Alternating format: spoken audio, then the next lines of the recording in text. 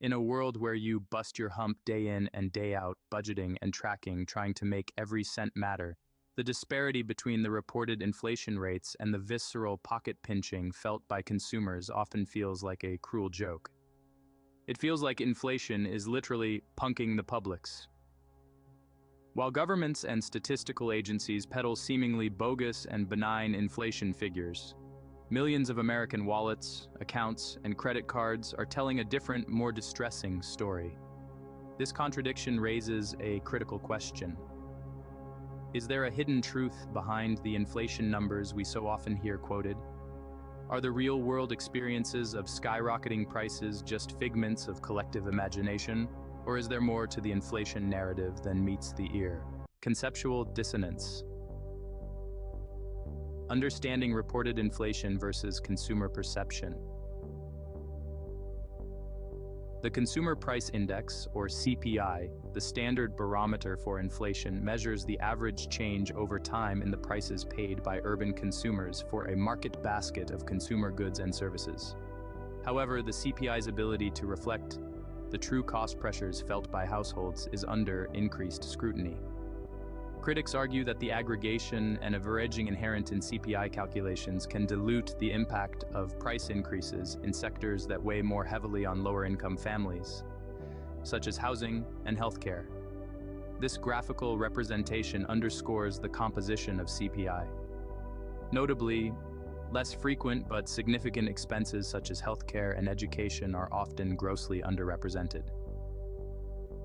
Meanwhile, everyday consumer goods might not capture impending price increases right away due to contractual price lags or the effects of discounted pricing strategies by large retailers, not immediately apparent in the monthly CPI figures. These methodological nuances contribute to a scenario where official inflation data may not fully resonate with personal experiences, particularly in a rapidly changing economic environment.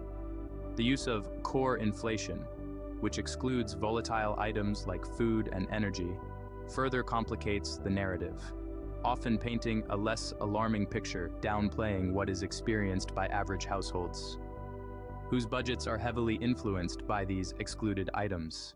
Looking beyond the headline numbers, investigating the roots of this discrepancy.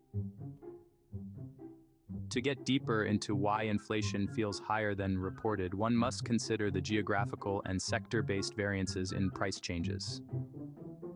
Inflation is not a monolithic phenomenon. It varies significantly by region and by the type of goods. Urban areas, for example, have experienced higher rent and property price increases compared to rural areas.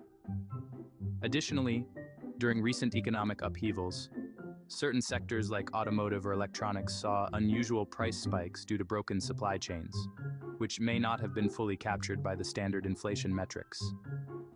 Here, the disparity between urban and rural inflation rates is stark, suggesting that where one lives significantly influences their perception of inflation.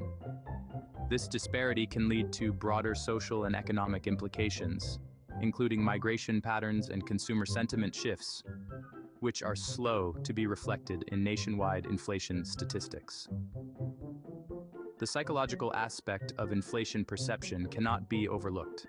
Known as inflation expectations, consumer sentiment often responds more acutely to price increases in frequently purchased items. We notice when the price of things we buy all the time changes.